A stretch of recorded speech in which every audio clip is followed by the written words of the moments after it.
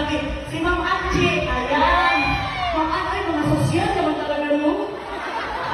Parang may mga nasaan na sosyalad ba, no?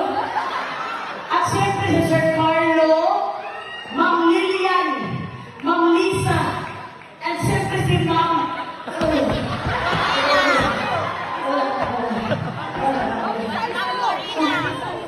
Ma'am Lisa, Lu, I love you. Pasensya na kayo, may listahan lang dito. I love you talaga. Ay, grabe naman talaga ang pag-init ng pagtanggap nyo. Thank you so much, sir.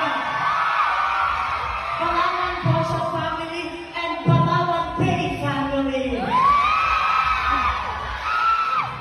So, uy, grabe. First time ko nakapunta dito sa Palawan, Puerto Princesa. Para ka talagang prinsesa, no?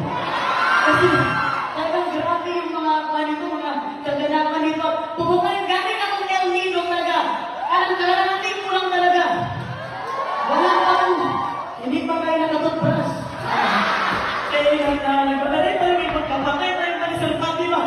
Pero, sobra akong na-happy na ganito talaga ang family ng Palawan Podcast family.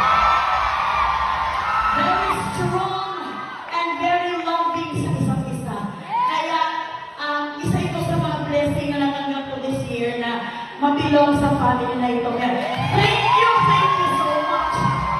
I love you talaga. Thank you for making this happen. Na makapunta ako sa Palawan, Sir Bobby Bagay.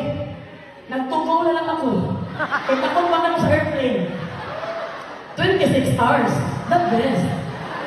Pero, nang pagpakarating ka sa Palawan, talagang worth it talaga ang biyahe mo na 26 hours sa barko. Kasi ang ganda ng Palawan. At, na-amaze ako. Dahil nang pumunta ko ng El Nido, akala ko mahal ang mga ganito, uy, ang mura ng pagkain, ang mura ng mga hotel. Kasi mura